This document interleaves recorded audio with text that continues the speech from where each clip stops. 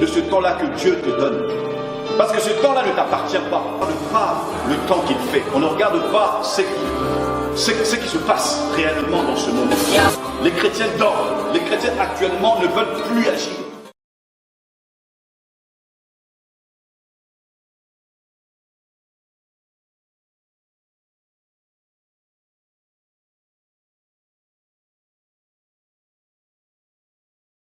Le dimanche passé, nous avons fini avec le chrétien face à 2027. On a fini avec. Mais on avait laissé à la fin un portrait. Le portrait qu'on avait laissé, c'était celui du berger, accompagné de ces deux outils de bergerie. Le berger, qui était Josué, et l'un des outils, Caleb, qui est le chien, ou encore le bâton du berger, et l'autre outil, c'était Éléazar, le souverain sacrificateur, qui était l'esprit du sacrifice, le don de soi à Dieu, et qui représentait la houlette du berger. Donc, on avait le berger, le bâton du berger et la houlette. C'était ça le portrait qui nous servira, donc parmi les portraits qui nous serviront de ligne de conduite pour faire volte-face aux différentes stratégies que l'organisation des ténèbres lancera ou déclenchera. Et nous avions dit que ce portrait nous ramenait au Psaume 23. N'est-ce pas, Frère Emery? Oui. Ce que nous sommes dit. Ça va nous ramener au Psaume 23. Alors, je devrais entamer ça aujourd'hui. Mais il y a une urgence. Donc, entre la transition, entre le Psaume 23 qu'on devrait étudier ce matin, je crée une parenthèse. La parenthèse que je crée, c'est un message que le Seigneur m'a donné le 5 août 2026 aux alentours de l'après-midi. C'était à propos de l'esprit de mort. C'était, je crois, un mercredi, je pense bien. Alors, le jour suivant, donc, disons, j'ai reçu le message le mercredi. J'étais en train de méditer pour me préparer à partir pour la veillée. Et voilà, l'avant-dernier jour de la veillée, le vendredi également, pendant que je méditais encore, le Seigneur me rappelle ça. Bon, je me suis dit, comme ça revient, cette voix parle pour la deuxième fois. Donc, il faut que on entame cette affaire. Donc, ce matin, dans le Psaume 23, parce qu'on va y retrouver, je suis sûr. Donc, on crée une parenthèse. Donc, on va appeler ça une parenthèse qui nous fera également du bien. Donc, le thème de notre parenthèse de ce matin, voilà, Frère Amélie a rappelé ça, nous sommes le 9 août, c'est comment vaincre l'esprit de mort. Comment vaincre l'esprit de mort. Voilà. Je répète pour une troisième fois la meilleure compréhension. Comment vaincre l'esprit de mort. J'avais dit que avant ma prédication, j'avais des choses que je devais dire, n'est-ce pas? Oui. Tu choisis quoi? Je le dis à la fin, conclusion, ou je commence ça au début? À la fin? À la fin. C'est bon. Donc, il faut me rappeler. Oui. Il faut me rappeler. D'accord. Donc, nous allons parler de comment vaincre l'esprit des morts. En tout cas, ici, je vais demander l'attention de tous parce que c'est sérieux ce que nous allons nous partager. C'est sérieux. Alors, avant de parler de comment vaincre l'esprit de mort, il nous faut d'abord comprendre la notion de l'esprit de mort et de la mort elle-même. Déjà, lorsque nous parlons de la mort, il existe deux types de mort. Nous avons la mort physique, que nous connaissons tous, son tabou, et la mort spirituelle. C'est-à-dire, la mort physique, c'est l'arrêt de fonctionnement du corps physique que nous connaissons, tandis que la mort spirituelle, ce n'est pas l'arrêt de la vie de l'âme, non, mais au contraire, c'est la privation de l'homme intérieur, c'est-à-dire de notre âme, de la présence de Dieu. Je répète, si la mort physique, c'est la cessation de vie ou l'arrêt de fonctionnement du corps physique, de notre chair, la mort spirituelle cependant, c'est la cessation de vie divine en l'homme qui se manifeste par l'absence de la présence de Dieu dans la vie d'une personne. Autrement dit, la mort spirituelle, c'est lorsque une personne est déconnectée de Dieu. Je vais utiliser le langage mystique que les démons utilisent pour expliquer ça. La mort spirituelle, c'est lorsque un être humain est déconnecté du cordon ombilical de Dieu. Voilà. Donc, les démons définissent la mort spirituelle comme ça. La déconnexion d'un être humain du cordon ombilical de Dieu. Et les mamans ont bien compris cette définition des démons-là. Et c'est aussi vrai. Voilà ce que c'est la mort spirituelle. Bien. Alors, l'esprit des morts. Donc vous comprenez déjà, lorsqu'on dit l'esprit de mort, vous comprenez qu'on parle d'un esprit. D'un esprit. Et s'il y a un esprit de mort, ici, la mort ne cesse d'être un phénomène que je viens de décrire. La mort physique et la mort spirituelle, c'est un phénomène. Une réalité, un phénomène, on va appeler ça comme ça. Mais l'esprit des morts nous amène dans une autre dimension de la mort. Donc nous quittons de la mort en tant que phénomène pour rentrer dans la mort en tant que domaine. Et lorsque je parle de domaine ici, nous parlons dans le contexte d'une activité, c'est-à-dire dans le contexte d'un secteur, d'une science donnée. C'est comme lorsqu'on dit qu'on parle du domaine économique, ça devient tout un système. On parle du domaine politique, ça devient tout un système. Donc, l'esprit de mort nous invite déjà à comprendre que, en dehors de la mort en tant que phénomène, il y a aussi la partie domaine de la mort. Donc, c'est-à-dire, on voit ici toute une structuration. On voit ici tout un monde géré par la mort. J'espère que je me fais très bien comprendre. Donc, l'esprit de mort nous emmène dans le département de la mort. Parce que la mort est un phénomène, oui, mais la mort, c'est aussi un démon entier qui a aussi tout un univers à lui qu'il gère. Attention. Alors,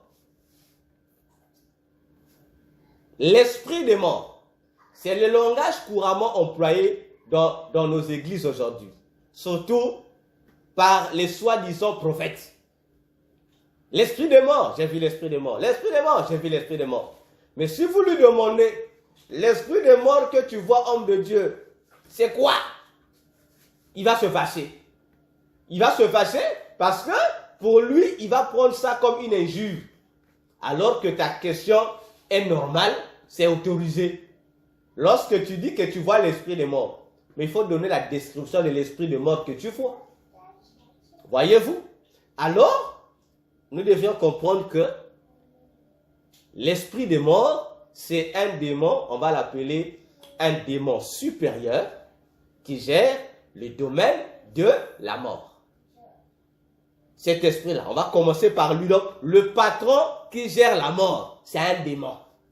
Et c'est le démon le plus puissant de tous les démons. Ce démon-là est plus puissant que Satan, même si il est au service de Satan, même si Satan est le roi des démons, mais ce démon-là est plus puissant que Satan. Parce que les gens croient que Satan est le plus puissant de tous les démons. Alors c'est un mensonge. C'est un mensonge. Parce qu'on pense que comme on l'appelle le roi, non. Satan a été installé roi des démons, pas parce qu'il était plus puissant que tous les démons, non. Il y a des démons que lui dépasse en puissance, il y a aussi des démons qui lui dépassent en puissance. Voyez? Satan a été nommé roi des démons, c'est en vertu de son idéologie de se rebeller contre Dieu. Parce que c'est lui qui conçoit cette idéologie-là, d'emmener les autres anges à sa rébellion. Voyez-vous? Donc, on va dire qu'il est le meneur de troupes. C'est pour cette, donc, c'est à travers ce titre-là qu'on lui a donné l'identité, donc on va dire la fonction d'être leur roi, disons leur chef. Voyez-vous?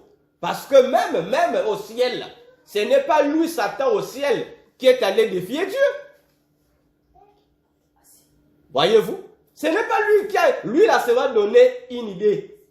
Donc, voilà. Donc, il a donné la vision.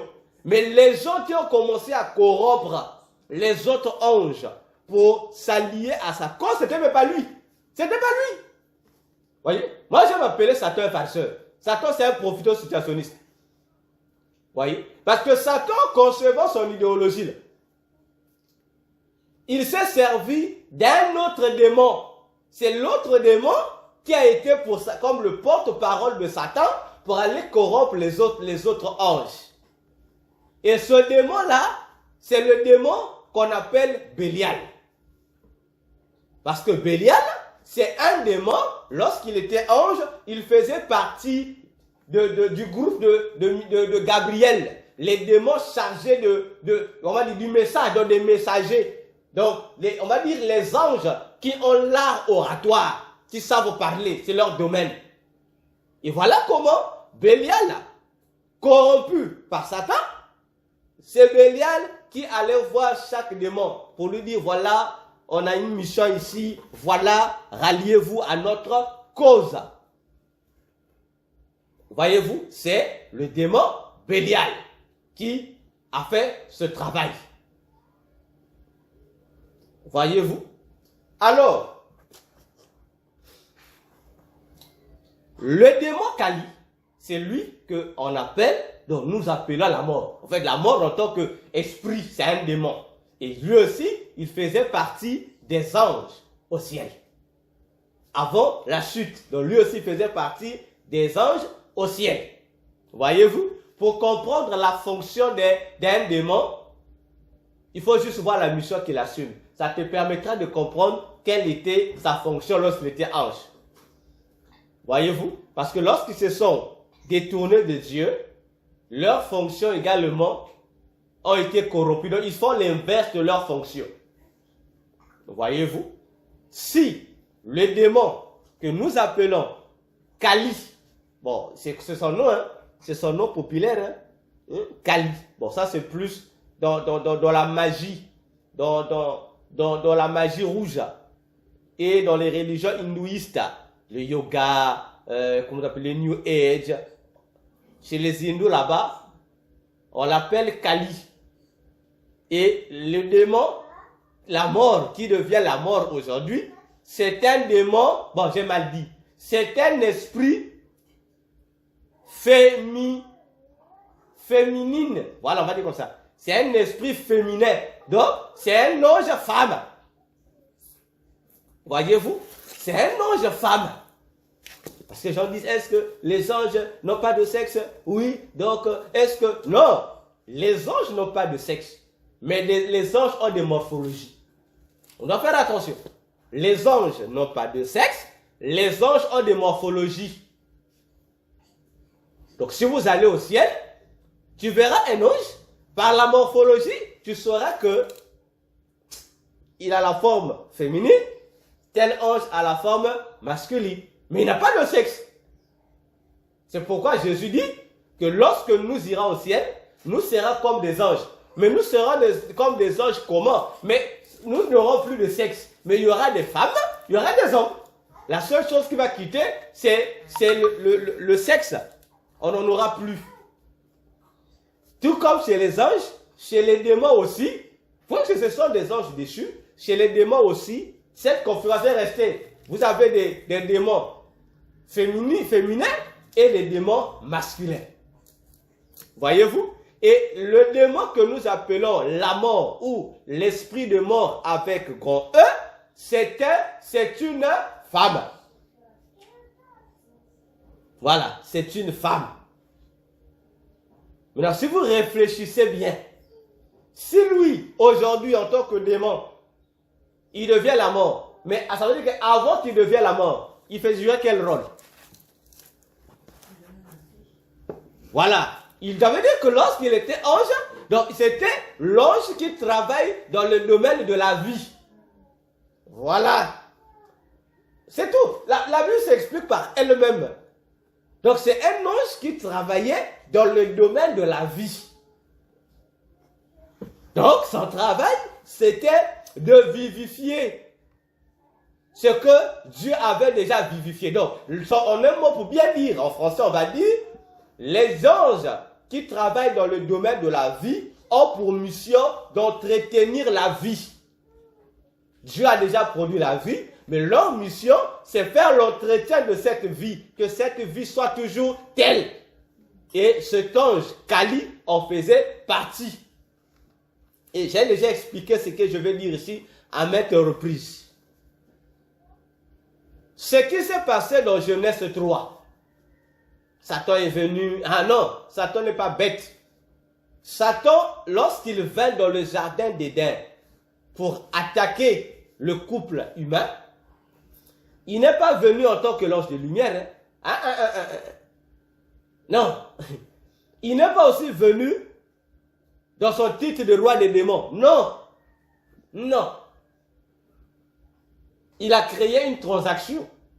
Donc, pour réussir, il fallut à Satan de se métamorphoser. C'est-à-dire, il a pris la forme de Kali. Donc, il a pris la forme du démon de la mort.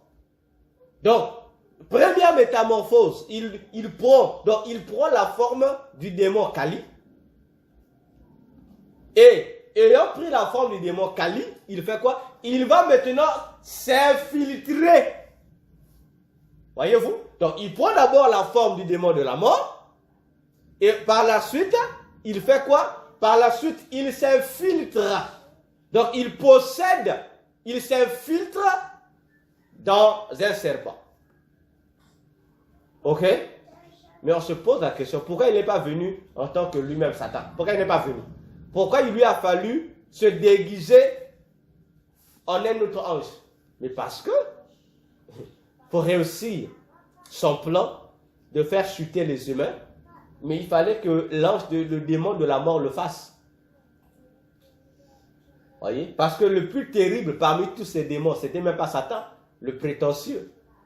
C'était l'ange de la mort. C'est pourquoi après avoir créé Adam et Ève, Dieu leur a mis en garde, pas contre Lucifer, Satan, mais Dieu les a mis en garde contre seulement un seul démon. L'esprit de mort, c'est tout. C'est tout. C'est tout. Dieu dit attention, le jour où vous mangerez, vous mourrez. Donc, par le plus puissant, c'est ce démon-là. Et Satan a compris, pour réussir sa mission, il devait se déguiser en ce démon-là. Voyez-vous? Donc, l'esprit de mort, il s'agit de ce démon qui est appelé Kali. On l'appelle Kali. Je vais donner, on l'appelle, il est plus connu là, en Asie là. On l'appelle Kali.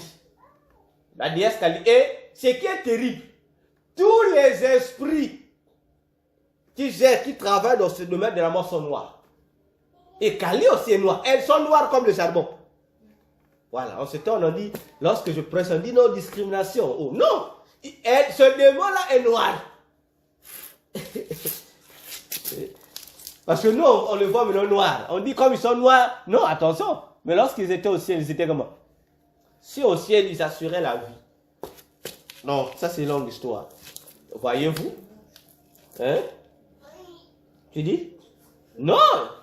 Elle a été créée comme ça. Elle était créée comme... Non, je dis même créée comme ça. Elle était créée, elle-même est devenue noire. On ne sait pas si c'est elle-même qui s'est choisi ça. Pourquoi? Longue histoire. Voyez-vous? Alors, cette déesse noire-là, aujourd'hui, par exemple, bon, lorsque je vois, vous appelez ça quoi? Les gestuels que les gens font. Bon, il y a une gestuelle que même, que ce sont souvent les artistes qui le font. Les joueurs, les musiciens, ils vont faire le triangle avec leurs mains. C'est comme quelqu'un qui veut crier. Il fait le triangle à partir des mains et il pousse le triangle au niveau de la bouche et puis il sort la langue. Vous avez déjà constaté ce symbole-là?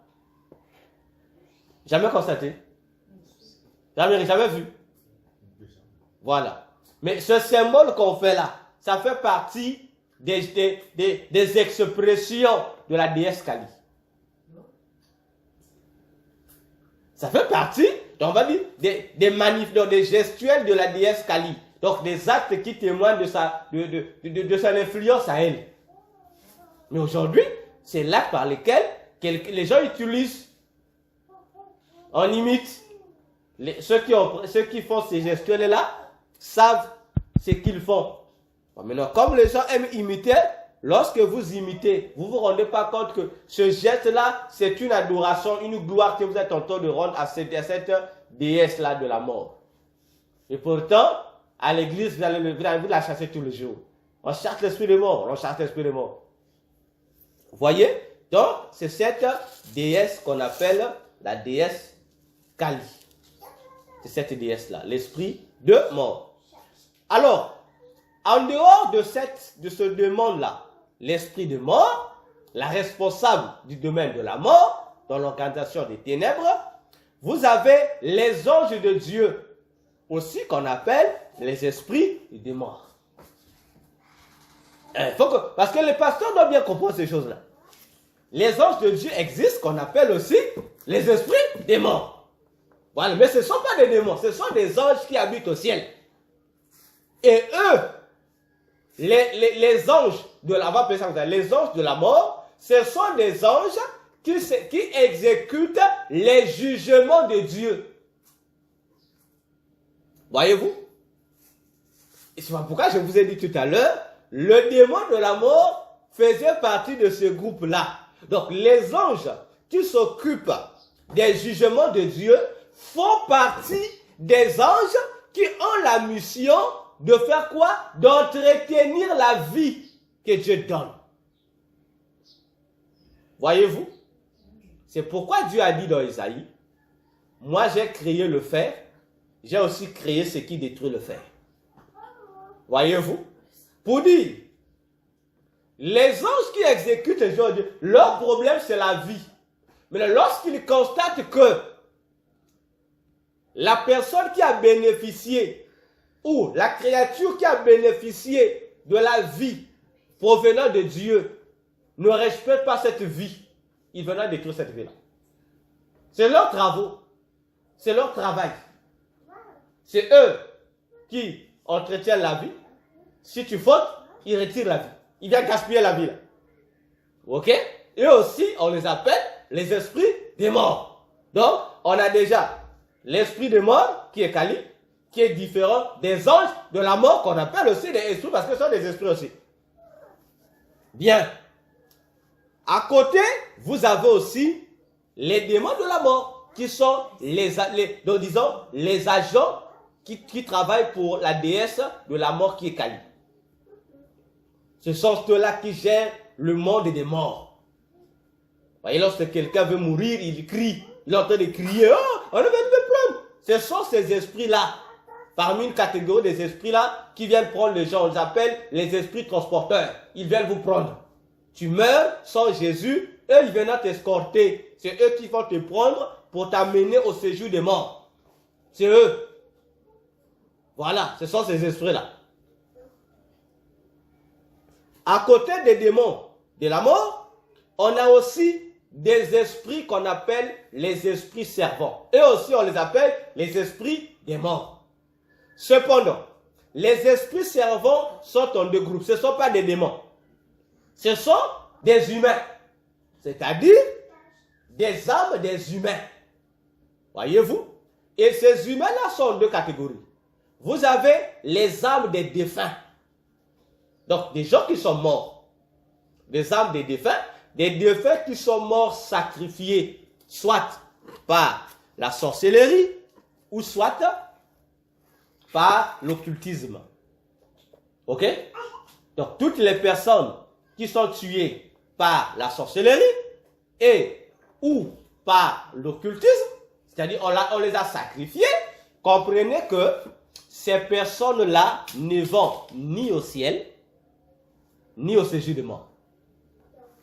Je répète, les personnes qui meurent sacrifiées par la sorcellerie ou l'occultisme ne vont ni au ciel, ni au séjour de mort.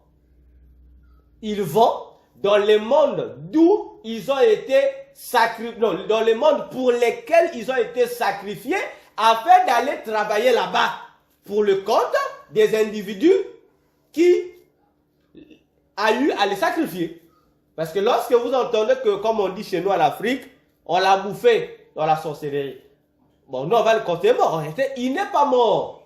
On va donc on le transfère. Non, c'est pas le dit. On l'affecte dans le monde. Ça dépend. Soit on peut l'affecter dans les univers des démons, soit on le renvoie sur la terre, mais dans une autre localité ou dans un autre pays.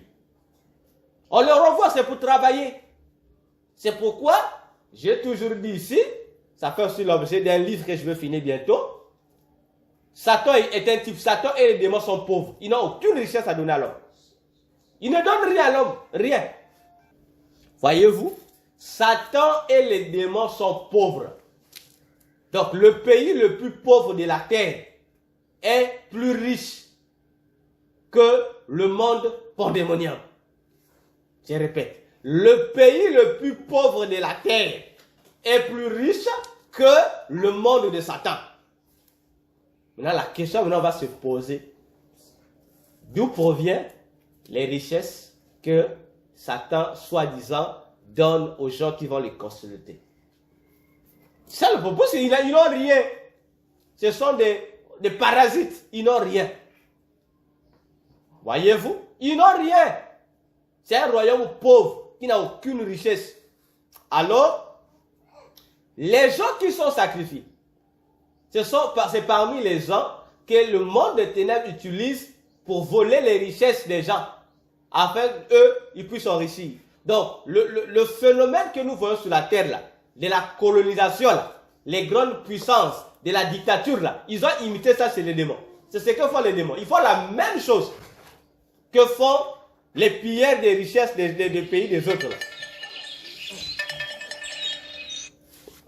Voyez-vous? Donc, ce que font les pilleurs des richesses que vous connaissez là, les dictateurs là, les grandes puissances là, ils ont copié ça dans le monde des ténèbres. C'est ce qu'ils font, les démons. Voyez?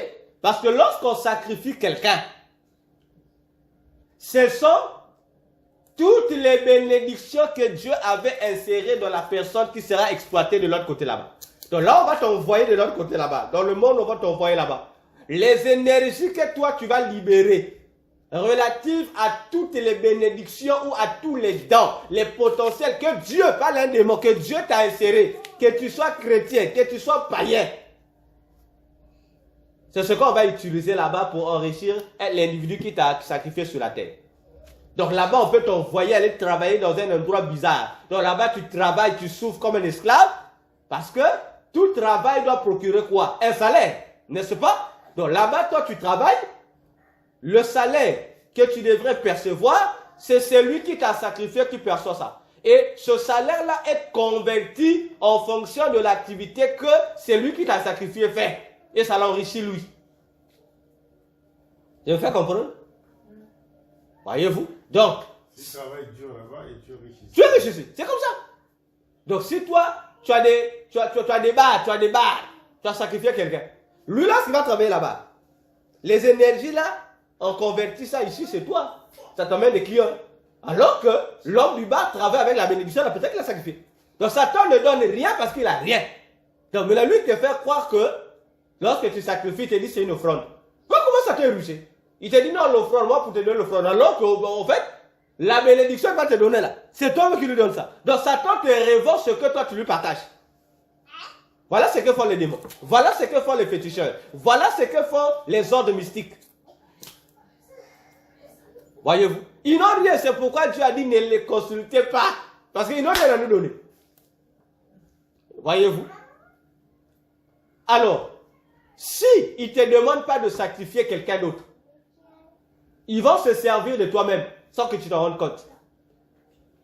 Et c'est ici un secret profond sur lequel j'insiste, que le chrétien ne doit pas ignorer ça. Lorsque quelqu'un va consulter un féticheur pour avoir de l'argent, pour être bien dans la vie, si le féticheur ne te demande pas de sacrifier quelqu'un, il ne te dit pas apporte-moi la poule de telle couleur ou tel animal, s'il ne te demande rien, le féticheur, le marabout, je ne sais pas quel grand maître, il te dit seulement je te donne porte-monnaie magique ou je vais te donner une bague, un talisman. Chaque nuit, tu feras telle incantation. Il y a le serpent qui va commencer à vomir de l'argent. À partir de chaque 5h30, il vomit de l'argent que tu dois utiliser avant minuit. Ça dépend du montant. Le montant dépendra de toi. Ou encore, il va te donner le portefeuille magique. Ça dépendra de toi, le nombre de montant. Ça dépendra du rituel que tu vas choisir. Mais apparemment, toi, tu verras que c'est le serpent. L'argent là, ça vient du monde des ténèbres. Non, ça ne vient pas du monde des ténèbres. Satan tellement, comme je dis, comme Satan et ses démons sont des animaux, ils sont bêtes, ils veulent aussi nous rendre bêtes. L'argent que le portefeuille magique sort, vous voyez, surtout actuellement en Afrique, le portefeuille magique devient le dada de plusieurs jeunes, les jeunes que nous sommes. Ils suivent le portefeuille magique. Il y a un montant qu'on va te fixer qui va apparaître chaque 5h30. Il y a un montant qui apparaît. C'est selon ton choix. Si tu dis 1 milliard doit apparaître chaque 5 heures, à condition que tu finisses avant minuit. Maintenant, on pose la question. Voilà, ça te bête. Pourquoi tu dois finir avant minuit? Parce que demain encore, ça va encore apparaître. 1 milliard encore venir. Maintenant, si tu ne finis pas ça avant minuit, tant pis, tu deviens fou. Ou tu deviens folle. Mais pourquoi avant minuit? Parce que l'argent va disparaître. L'argent du portefeuille magique ou vomi par un animal donné qui reste dans ta chambre. Oui. Ça disparaît, à minuit, ça va disparaître. Pourquoi? Mais parce que, peu importe le montant là, les démons voleurs, on les appelle les petits malins dans le monde des ténèbres. Les démons petits malins vont aller voler l'argent dans les banques, dans les boutiques des gens, dans les commerces des gens. Ils vont aller voler. Ils savent qu'ils vont calculer. Ils vont aller voler cet argent-là. Ça se vole. Ce n'est pas l'argent de Satan ne fabrique rien. Il ne fabrique pas la monnaie. C'est nous qui fabriquons la monnaie sur la terre. Donc, ils vont envoyer les démons qu'on appelle les petits malins. Ce sont des démons voleurs. Ils vont aller voler l'argent physique. Ils vont voler ça sur la terre. Ils ne vont pas voler ça dans le monde des ténèbres. Ils vont voler cet argent sur la terre.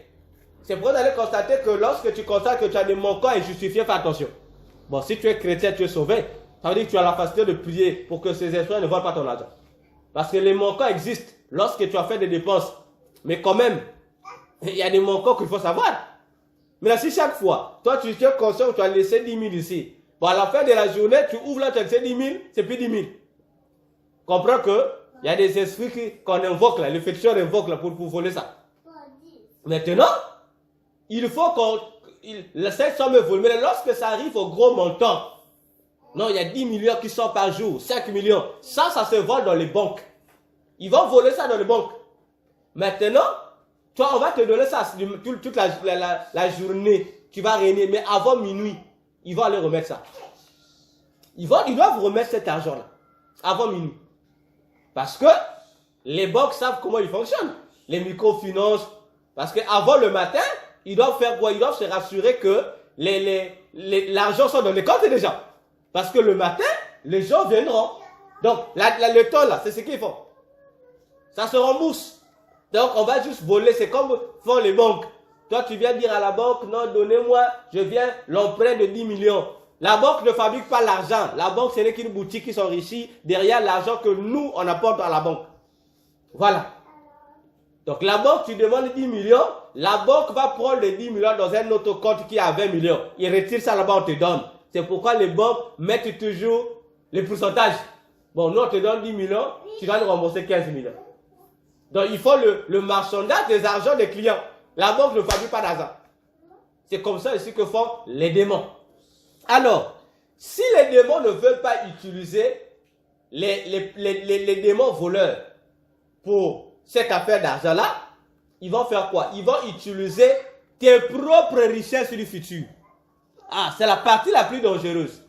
Le monde de ténèbres va utiliser tes richesses physiques là, mais du futur.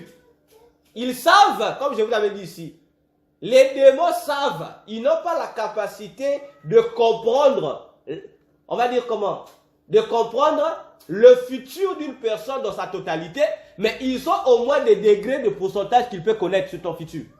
Ils peuvent le connaître. Ils peuvent connaître surtout en matière de bénédiction. Je ne sais pas si c'est Dieu qui a fait ça exprès comme ça. Les démons savent que Frère Emery tel qu'il est là, Dieu a fixé que Dieu lui a donné en telle année, il doit avoir tel montant. Ils le savent. En telle année, tel type de bénédiction il va recevoir de Dieu. Ils le savent. Et la quantité, et le nombre, ils le savent. Parce que ils sont on va dire comment, des appareils spécialisés pour détecter ça. Ils le savent. Maintenant, la première erreur que nous faisons, c'est lorsque nous allons consulter ces gens-là. Je vous ai répété ça ici.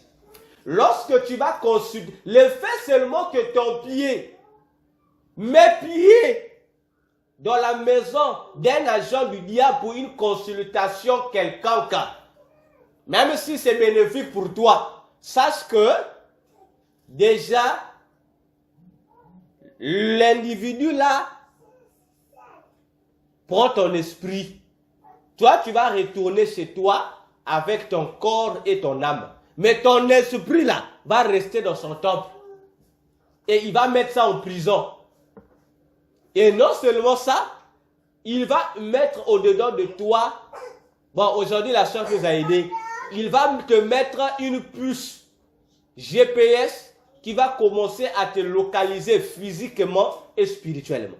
Et cette puce GPS va aussi permettre à ce sorcier-là ou cet occultiste-là de comprendre toute ta vie. Donc, toute ta vie sera filmée par lui. Il saura. Voyez-vous? Maintenant, imagine-toi, autant d'agents du diable consultés, autant de GPS. Ça veut dire que tu es foutu. Et chacun d'eux va commencer à t'utiliser à leur guise. Donc, tu deviens, on va dire, pour eux, comme un puits de pétrole. Donc, ils peuvent venir se servir de tes bénédictions physiques et spirituelles comme ils le voudraient et toi tu ne sauras pas. Maintenant, pour t'embrouiller, on va t'orienter ailleurs. Lorsque tu vas les consulter, moi je ne comprends pas, ma vie ne marche pas. Eux, ils vont chercher un coupable sur qui faire porter le chapeau. On va te dire ta grand-mère, ou ton grand-père, ou c'est ton oncle. Or, la plupart des personnes indexées par ces agents du diable, ce sont des innocents. En fait, ce sont même nous on les appelle comment? Ce sont des sources de bénédiction que Dieu a mis sur ton chemin. Voyez comment Satan est mauvais. Satan va t'aider à être en conflit avec les piliers de ta bénédiction que Dieu a planté dans ton existence. Parce que lui, c'est lui le voleur. Il t'a volé ça. Maintenant, s'il te dit que c'est lui, tu vas fuir. Maintenant, il va te mettre une fausse piste. Il va te dire, c'est X qui fait ça. Mais alors que dans les vrais, les X là, il fait partie des indicateurs de bénédiction que Dieu a placés pour te bénir. Maintenant, lorsque le frère Emery se réveille un matin, ah, le féticheur là-bas avait dit c'est mon père. Il va aller prendre la machette, ah, il saura qui je suis. Bon, lorsque tu vas menacer ton père, mais tu as oublié que ton père, c'est un canal de bénédiction que Dieu avait prévu pour toi. Donc Satan va te mettre en conflit avec ton canal. Ça veut dire quoi? Que tu vas perdre le canal de bénédiction. Ouais, et c'est ce que Satan et ses agents nous font faire. Vois-tu? Donc, je disais, lorsque tu viens, si on te demande pas un sacrifice donné, on te dit, bon, oh, tu veux quoi? Oh non, je vais soit te bénir. Il te dit, oh, mais, oh, tu te dis, non, moi je ne fais pas de sacrifice humain. Tu es content? C'est vrai, tu vas le dis, non! Moi, lorsque j'ai touché ma richesse, quand tu allais voir tel monsieur, il m'a rien demandé. Mais tu n'es pas intelligent, tu es idiot. Tu n'es pas intelligent. Dans le monde des ténèbres, il n'y a rien pour rien. Il n'y a rien pour rien. Chez Dieu, au moins, il n'y a rien. Le rien là existe. Dieu peut te bénir sans attendre quelque chose de toi. Mais Satan ne peut pas te bénir pour comme ça que tu parles. Non, c'est Satan, c'est un vendeur. Donc ce Satan, il te donne. Non, d'abord, tu lui donnes et lui aussi en retour, il te donne. Dieu donne le souffle de vie ici. Qui lui a payé quelque chose? Même le païen qui l'insulte, même le sorcier, il s'est revenu avec le souffle de Dieu. Il a donné quoi à Dieu? Rien. Le soleil qui se lève sur les injustes, là, les injustes donnent quoi? Rien. Voyez-vous? Alors, c'est lui à qui le monde des ténèbres a donné des richesses sans demander un sacrifice. Ça veut dire que c'est le plus idiot et le plus bête des humains de la terre. Je pouvais même prendre celui qui a sacrifié quelque chose. Parce que lui, au moins, il est conscient qu'il a échangé quelque chose. Mais toi qui te tapes la poitrine, là. C'est-à-dire que le monde des terrestres, il te voit, tu es le dernier des idiots de la terre. Parce que, ils vont, les richesses, tes richesses que tu devais avoir demain, eux, ils vont prendre, ils vont te donner. C'est comme ça qu'ils font. Ils vont te donner, tu sais que tu dois vivre demain. Et ils prennent cette ça aujourd'hui. Alors toi, tu oublies qu'aujourd'hui, tu vas l'épuiser. Tu ne te rends pas compte. Bon, lorsque toi, tu vas arriver dans ton futur, ça veut dire que dans ton futur, tu n'as pas de garantie du futur. C'est pourquoi vous allez voir des gens, ah, le monsieur était riche. Mais comment? Au futur, il est devenu pauvre comme s'il n'avait rien du tout. Ça fait aussi partie de ces choses-là. Tu as vendu ton propre futur sans te rendre compte. Vous voyez? Donc, on doit faire très, très attention. Je ferme cette parenthèse-là. Donc, je parlais des esprits servants humains. Donc, des gens qu'on sacrifie, c'est eux. Donc, une fois qu'il est sacrifié, il devient esclave là-bas, dans l'autre monde. On va l'utiliser. On peut le renvoyer sur la terre. Ce sont ceux-là. Ils peuvent aussi venir dans ton rêve te parler. Parce qu'en fait, il n'est pas mort. Il est ce moment parce que son corps est enterré. Mais la nuit, il a son corps. Mais nous, on va l'appeler défunt. Pourquoi? Parce qu'on l'a enterré. Et si vous allez voir là où vous avez enterré, vous n'aurez aucun corps. Aucun. Parce que la nuit, la personne sacrifiée a été réveillée, on l'a remis dans son corps, on l'a juste expédié dans les univers sataniques ou sur la terre. Et on peut le donner, on va le faire habiller d'une illusion. Toi, tu peux le voir, c'est un blanc. Et je vous assure, dans les boutiques, en tout cas, dans les boutiques, je veux le dire, même s'ils refusent de me vendre, je vais dire, dans la plupart des boutiques de West Africa, chez nous on appelle en Afrique, hein, au Congo les West Africains, hein, vous les connaissez, toute la catégorie des gens là, que ce soit les hindous, hein, dans vos pays là, les gens là, les gens qui sont spécialisés en commerce là, qui nous font des boutiques là, les hindous, ils sont aussi chez nous actuellement, non? Les hindous, les West Africains, hein, les Libanais, tout ce monde-là, ils ont dans nos villes, les pâtisseries, dans nos marchés, c'est eux qui ont la plupart des boutiques, je vous assure. J'exagère même, je dis sur 1000%, des ouvriers qui travaillent dans leur boutique, sur 1000%, il y a 900% qui sont des revenants, des morts vivants. Ce sont des gens qui ont été déjà sacrifiés, qui sont morts, que vous avez enterrés, mais on les ramène dans leur boutique. Voilà. Donc, lorsque tu rentres dans une boutique, je vais vous donner les signes pour les détecter. Vous les voyez. Ça vous est déjà arrivé, sûrement, peut-être. En arrivant dans un endroit donné, tu regardes quelqu'un qui ressemble à quelqu'un que tu connais, mais qui était mort. Voyez? Ça vous est jamais arrivé. C'est jamais arrivé. Tu dis, oh, c'est lui. Dès que tu clignes, c'est moi les yeux. Tu regardes la même personne, mais tu... Ah, j'avais pas vu ce pas lui. Non. Lorsque toi, tu réussis à détecter son visage, lui, il fait quoi? Il porte son masque d'illusion qui montre aux gens un autre visage. Mais ceux qui ont l'œil ouvert le voient tel que vous l'avez connu. C'est comme ça que ça se passe. Et ils sont nombreux. Lorsque tu rentres dans une boutique, parce qu'eux, on leur met souvent comme des serviteurs dans des boutiques, ils sont là où ils sont pour servir dans les restaurants. Dans les restaurants, ils jouent dans les restaurants et dans les sociétés, ils jouent plus le rôle des réceptionnistes. Bon, je n'ai pas dit tout le monde, hein? Je donne les critères, je n'ai pas dit de tous. Lorsque tu vois un réceptionniste ou une réceptionniste qui porte toujours des lunettes, bon, je dis pas, je sais que la raison, je ne dis pas tout le monde. Lorsque tu constates, cette société, le ou la réceptionniste a toujours des lunettes. Les lunettes fumées. Comprends que c'est un revenant. C'est quelqu'un qui était déjà mort. Je répète. Que les gens là, il y a la toi tu es réceptionniste. Bon, les lunettes au moins de couleur blanche, on va accepter. Peut-être tu as le problème des yeux. Bon, peut-être c'est pour la fierté, la beauté. Maintenant, tu as la réception, tu mets des lunettes fumées. Pourquoi? Parce que les revenants, tu ne peux pas fixer leurs yeux. Lorsque tu regardes leurs yeux, leur iris là, hein, notre point noir là des yeux là, chez eux, ça brûle. Tu verras que ça brûle. Ça émet de la lumière. Tu verras ça. Et tu sauras que, si tu vois ça, tu verras ça suspect. Maintenant, ils sont obligés de porter les lunettes comme ça, pour cacher leurs yeux. Mais c'est mort. C'est mort. Maintenant, je te déconseille, hein, vraiment. Et lorsque tu vas dans la société là-bas, là, tu vas voir quelqu'un de troué. Lui là, il porte toujours les fumées de commence à intercéder. Vraiment, si tu étais parti pour le marché, on va plus te donner le marché là. Parce que si tu intercèdes, lui va disparaître. Bon, s'il disparaît, tu fais perdre à la société de l'argent. Parce que c'est lui qui attire la clientèle à la société. Tu lui fais perdre de l'argent. Et ils sauront que c'est toi. Hein? Le propriétaire saura que c'est toi parce que son gourou va lui dire, il y a quelqu'un là-bas qui est venu faire ça. Et leur caméra va te montrer comment tu intercèdes. Et c'est toi qui va lui donner le marché. On va te dire, monsieur, on va se appeler ton directeur. Non, non, le marché là, vraiment, c'est plus possible. Mais pas de justification. Non, c'est plus possible. Parce qu'il ne peut pas dire, voyez-vous, c'est un secret.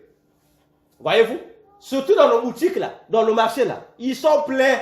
S'ils n'ont pas de lunettes, s'ils n'ont pas de lunettes, ils ne regardent pas en face. Il ne va pas te regarder en face, ils regardent souvent à terre. Parce que vous ne prêtez pas attention. Rentrez dans les boutiques, si tu vois les serviteurs là, de ces Ouara, de ces Libanais là, que ce soit les boutiques, les supermarchés qui vendent là. Vous voyez qu'on commence à prendre un colis, amène ici. Leur visage, il regarde, il ne peut pas le crier en face, tu ne regarderas pas de ce visage. Il regarde toujours en bas. Il est vite parce que si tu le regardes, l'éclat de leurs yeux va les trahir. Même si tu lui dis, toi, regarde-moi, il ne va pas te regarder. Même si, mais moi je te parle, regarde, il ne va pas te fixer, il ne va pas. Ils sont nombreux, ils sont nombreux. Très nombreux même, ils sont nombreux. C'est revenant. Et vous les rencontrez. Tous les jours, vous les rencontrez. Voyez-vous? Mais ce sont des gens qui sont déjà morts. Surtout dans les églises. Oh, surtout là, n'en parlons pas. Des églises où il y a 1000, il y a 3000. Ils sont nombreux. Les humains dans ces églises-là, je vous avais dit. Dans ces églises, oh, il y a un plein. C'est comme le stade. Et les frères Emery, il va comme ça, frère Emery est complexé. Il dit, je ne suis pas serviteur de Dieu. Ah, moi dans mon église, j'ai seulement 5 âmes. Ah, frère Emery, les 10 000 âmes que tu vois là, il peut avoir que 100 humains. Les vrais humains sont 100. Les restes là, ce sont des démons et des morts qui viennent remplir là-bas. Le pasteur qui est dans le sol, il sait.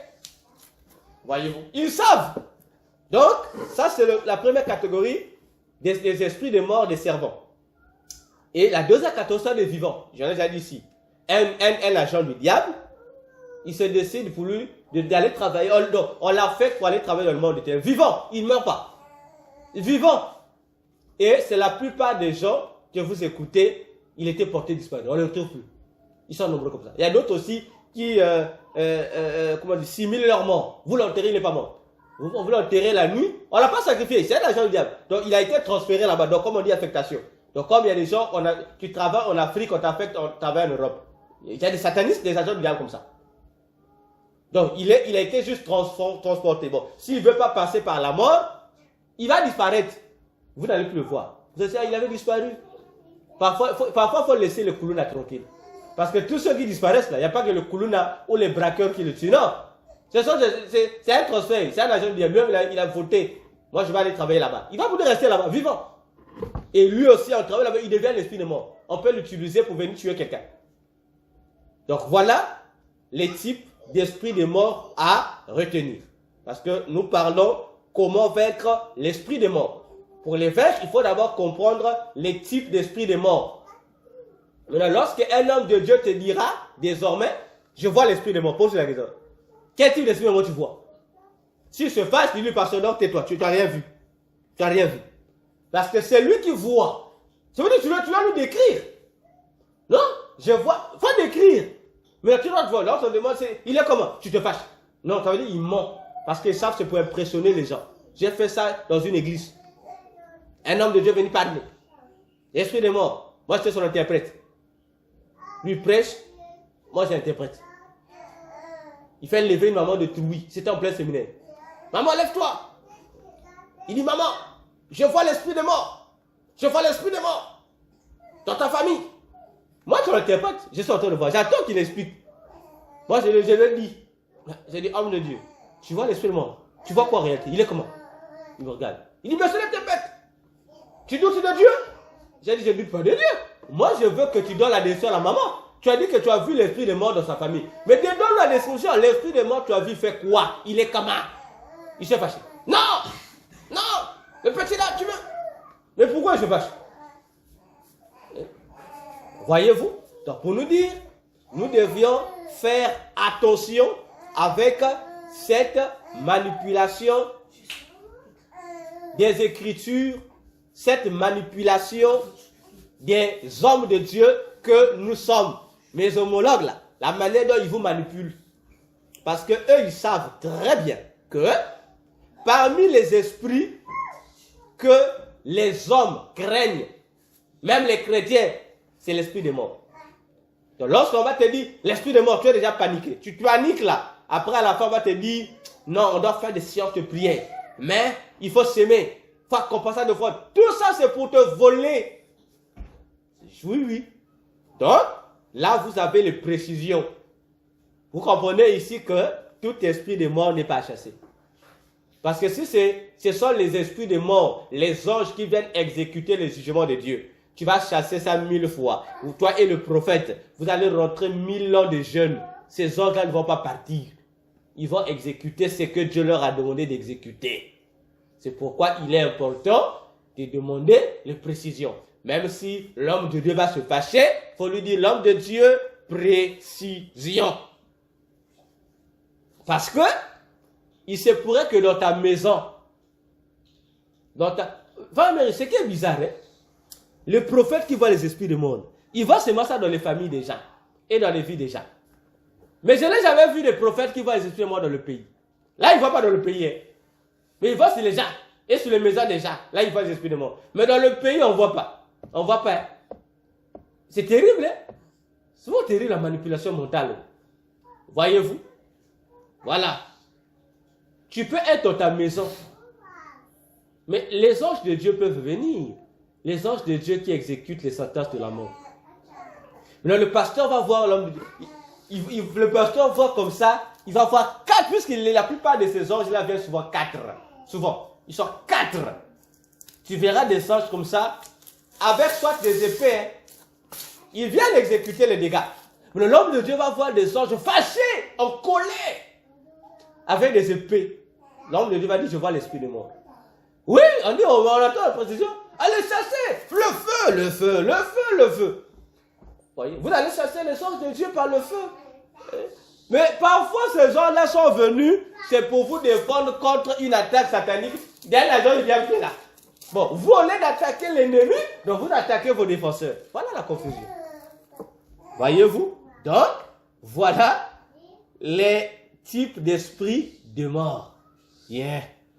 On parle de comment vaincre l'esprit, on l'a vu sur 5B. Comment vaincre l'esprit de mort. Bien, on va descendre, ça sera notre conclusion. On passe à un autre point à comprendre. Le combat du culte. Voilà. Le combat du culte.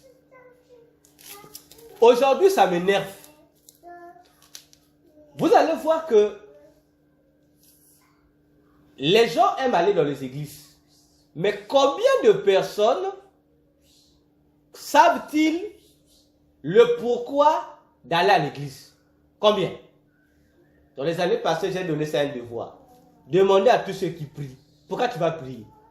Les réponses qu'on va vous donner n'ont rien à voir avec le pourquoi d'aller prier. Voyez? Les églises aujourd'hui sont remplies pour la plupart des femmes. Je les apprécie. Elles font la dignité des églises. Mais dans la plupart des femmes là, si vous demandez pourquoi elles prient, vous allez voir que en tête, vous aurez un grand pourcentage des femmes qui sont venues pour chercher les enfants.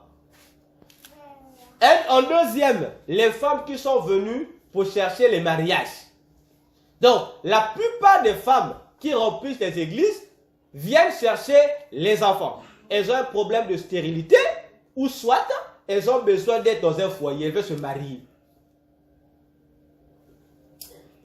Voyez-vous, si vous regardez du côté des frères, des hommes, si ils viennent soit pour chercher le travail, soit pour chercher quoi? La bénédiction financière. Que Dieu puisse faire avancer leurs activités. Mais l'essentiel du culte, on ne s'occupe plus. C'est dangereux. C'est très dangereux. Parce que chaque réunion a un objectif. Cependant, si tu participes à une réunion, tu fais tout, mais sans pour autant bénéficier de l'objectif. Ça veut dire que tu n'as rien fait.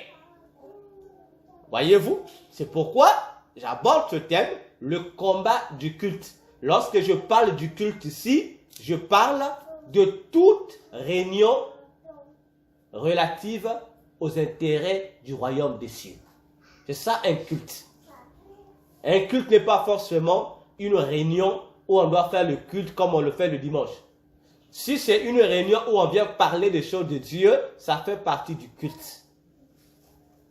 Je le répète toujours.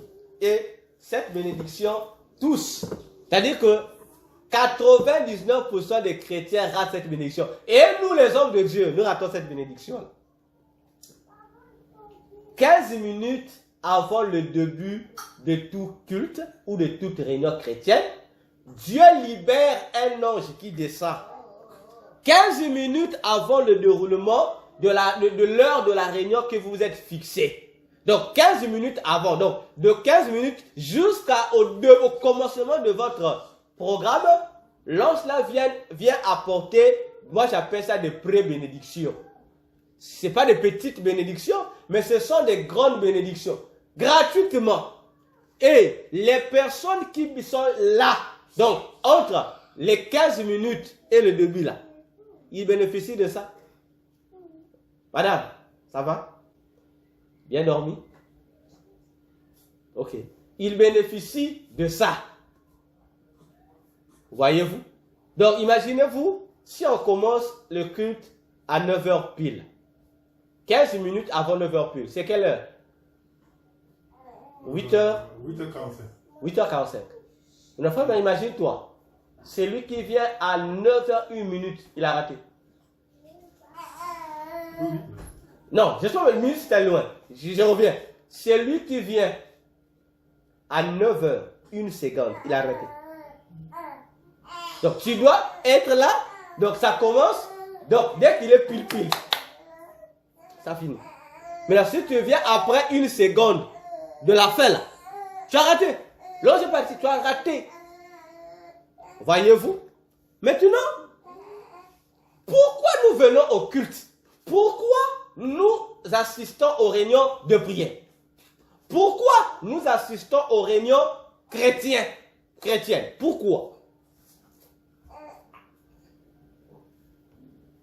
Voyez-vous? C'est une question banale. Moi, j'appelle ça une question banale. Mais une question sérieuse. Moi, Myriam a trahi le pays. Toutes les réponses ont été données, non? J'ai trahi encore. Oh. Mais non, mais oui, non. Emmanuel a dit pour beaucoup de choses. Toi, tu as dit pour le salut. Pour le salut et la vie éternelle. Mais c'est ça, non? C'est le salut, non? Oui. La dame aussi a dit beaucoup de choses. Frère Emery aussi a dit pour le salut. Maman Hélène a dit, on vient pour écouter la parole de Dieu. Maman Myriam a ajouté, elle dit, on vient pour écouter la parole de Dieu, on vient pour nourrir nos âmes. Ok? Tout le monde a donné la réponse, n'est-ce pas? La personne qui a failli trouver, c'est maman Myriam. Mais maman Myriam a été influencée par vos réponses. Madame qu'elle a trahi le pays. Donc elle a en même temps trahi le pays et en même temps elle a mis la machette sur tous nos coups. Regardez. On vient au culte. On vient au culte. Premièrement, le salut, on ne vient pas penser au culte. Le salut, on a ça hors du culte. Parce que le rassemblement, le culte, c'est le rassemblement des saints. Donc celui qui n'a pas le salut, qui cherche encore le salut, il n'a pas sa place dans l'assemblée des saints. Voilà. On va commencer, non? On examine les réponses. Donc on dit assemblée des saints. Mais là, si le frère Emery dit, lui vient chercher le salut à l'église, t'as dit le frère Emery est en retard. Donc il faut sortir le frère Emery de l'église. Il est en retard. Parce que nous sommes dans l'assemblée des saints. On s'est réunis pour les choses du ciel.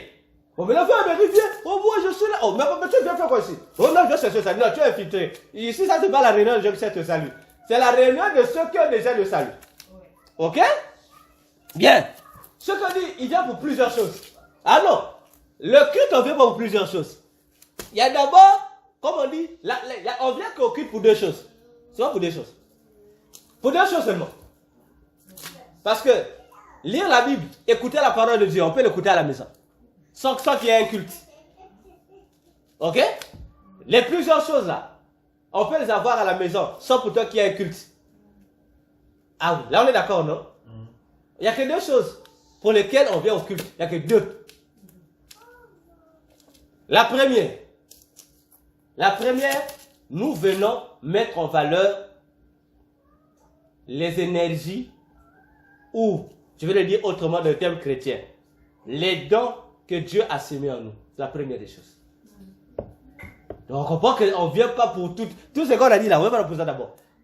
Oh, ça c'est la première des choses. La deuxième des choses,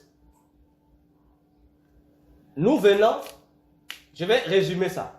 Nous venons pour rendre gloire à Dieu. Voilà les deux choses pour lesquelles nous nous réunissons en assemblée. Peu importe le type de réunion. Peu importe le type. L'objectif premier, ce sont les deux. Les autres là, ce sont des bouts de... On appelle ça quoi faire au boulot? Comment on appelle ça? Les heures supplémentaires. C'est-à-dire que vous quittez le cadre de la chose. Là, maintenant, on dit les accessoires, là. Dans les réunions, on dit les divers. Les divers, maintenant, on va écouter la parole de Dieu. Parce que, lorsque nous nous rassemblons, donc d'abord, lorsque nous devenons enfants de Dieu, Dieu met en nous des énergies. Hein?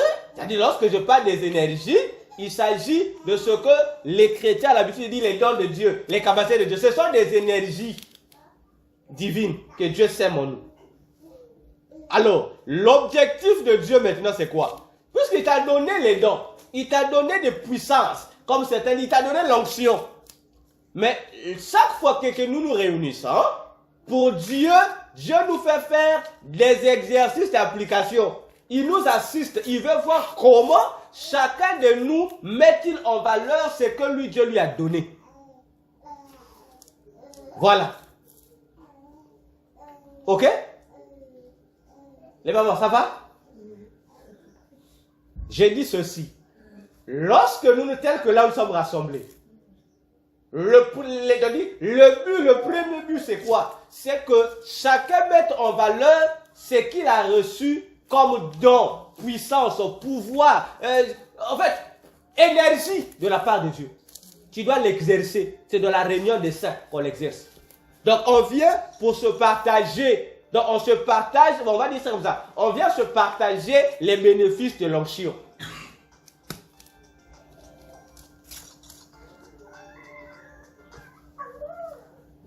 voyez-vous, nous venons nous partager les grâces.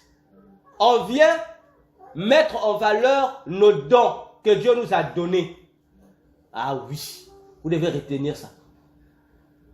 C'est pas d'abord, c'est qu'on a dit là. Ça vient, donc ça c'est accessoire. Dieu adore. Lorsqu'on se rassemble, peu importe la réunion de prière, Dieu veut que nous puissions mettre en valeur ce qu'il nous a donné. Il nous assiste, il voit comment on s'en sert, comment on va l'utiliser. Il regarde. Et lorsque nous allons bien l'utiliser, en retour, on va rendre gloire à Dieu. Soit on va le louer, soit on va l'adorer. Pourquoi? Parce qu'on va dire, Seigneur, nous nous sommes partagés des énergies que tu nous as données et nous nous sommes réjouis.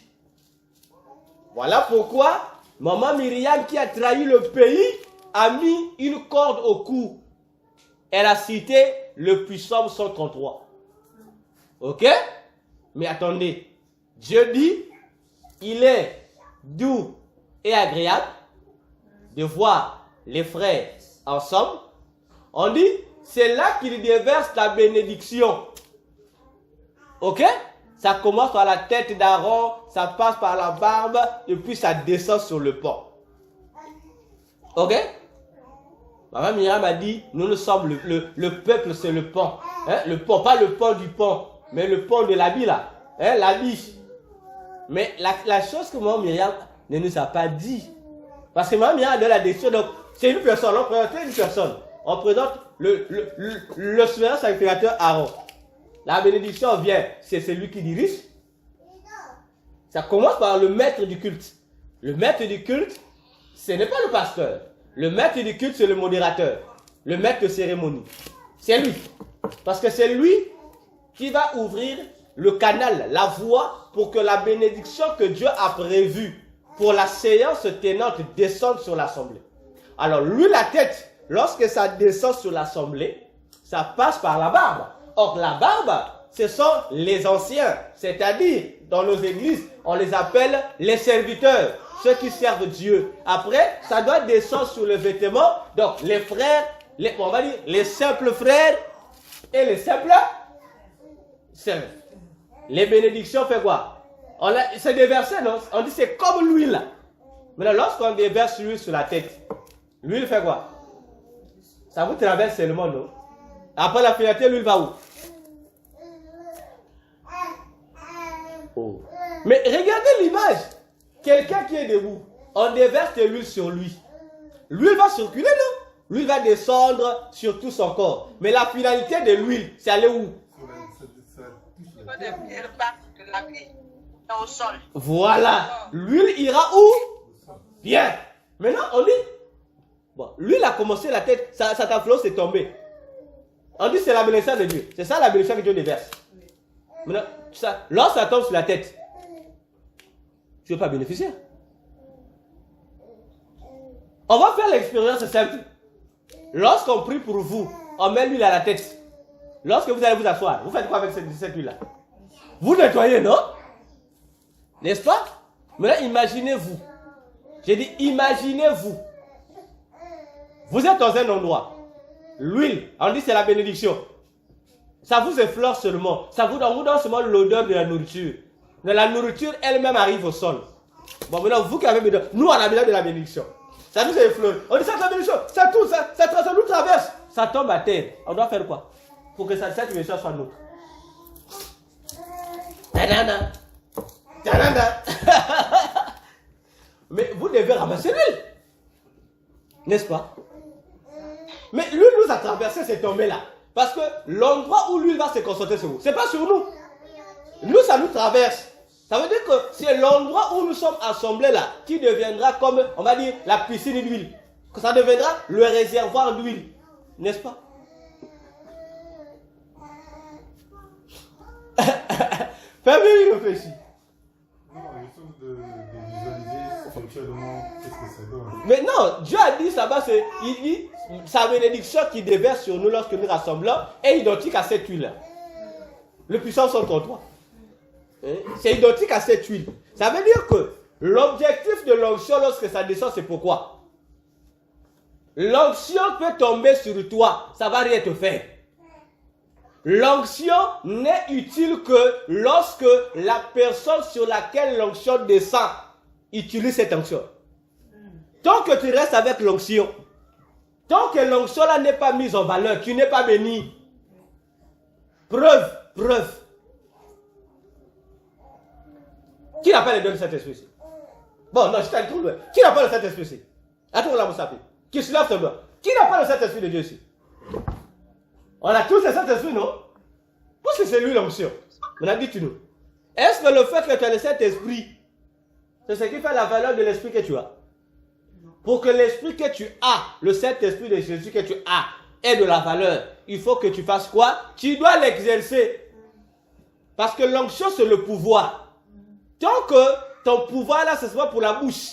J'ai le pouvoir. Tant qu'on t'a jamais vu exercer ce pouvoir, ça veut dire que ton pouvoir là est sans valeur. Voilà comment fonctionne la bénédiction de Dieu. On se rassemble, Dieu donne la bénédiction. L'onction descend. Il dit pour la vie et pour l'éternité. C'est là. Maintenant, il attend pour que cette vie qu'il a déversée soit le partage de tous. Mais c'est à nous maintenant, les bénéficiaires de cette onction-là, nous qui sommes rassemblés, qui devrions, comme on dit, activer cette bénédiction-là. C'est-à-dire faire que cette bénédiction soit distribuée entre tous. Voyez-vous? Tant qu'elle reste là, inactive, l'onction ne peut pas agir. L'onction agit lorsque vous la mettez en pratique. L'onction va agir. Tant que l'onction n'est pas en action, l'onction restera inutile. C'est pourquoi dans l'Ancien Testament, lorsqu'on éloignait quelqu'un de l'onction, automatiquement, l'esprit amenait la personne à l'action. Ça veut dire que là, tu vois, quand on dit, il y a une expression qui est couramment utilisée dans nos Bibles, on dit, l'esprit commence à agiter la personne. Bon, ce n'est pas l'agitation, mais ça amenait la personne à l'exercice. Voyez-vous? Ça, c'est le premier travail que le chrétien doit se faire lorsque nous nous réunissons. Ce n'est pas d'abord pour résoudre nos problèmes, c'est pour mettre en valeur le don que tu as reçu de Dieu. C'est-à-dire la puissance, le pouvoir que chacun de nous a reçu de Dieu. Malheureusement, voyez maintenant, là où ça nous déroute, c'est quoi? On concentre tous sur le pasteur, n'est-ce pas? Tout le monde attend seulement l'énergie qui va se dégager du pasteur. C'est pourquoi on vient pour la parole. Tout le monde attend ça. Parce que tout le monde se dit que lorsqu'on prêche, mais vous oubliez, mais c'est lui qui prêche là. Mais il met en valeur le don qu'il a. Voilà, lui dégage ses énergies pour vous en distribuer. Mais en retour, lui aussi va bénéficier des vôtres. C'est pourquoi on dit aux chrétiens, toutes les parties ou les étapes composant une réunion chrétienne sont importantes. Je vous assure.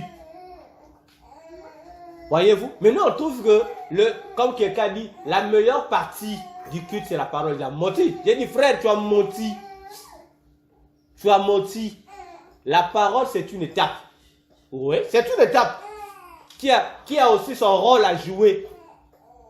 Le côté le plus négligé à l'église, le service le plus négligé, l'étape le plus méprisée à l'église. On dit, oh, ça, c'est pas spirituel. C'est le moment des annonces. On dit, ah, ça aussi. Mais attendez. Mais les annonces là que vous allez donner, c'est lié à quoi? C'est lié au fonctionnement du culte, non? N'est-ce pas? Maintenant, pourquoi on trouve ça c'est inutile? C'est utile. C'est lui qui vient faire des annonces aussi. Si c'est un chrétien qui a l'onction en lui, le fait seulement qu'il répète les annonces, il dégage des énergies qui font du travail dans l'assemblée. Après, on va regarder. Parce que nous, on vient souvent répéter. Lundi, on a ceci. Il y a telle maman qui est malade ici. Et à ceci, on dit seulement qu'on informe. Mais tu oublies que le fait que toi, chrétien, tu fais ce service-là. Donc, ce service-là a béni les gens dans l'assemblée. Ah. Voilà.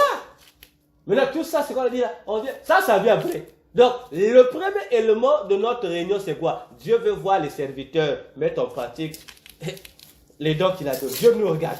Dieu regarde.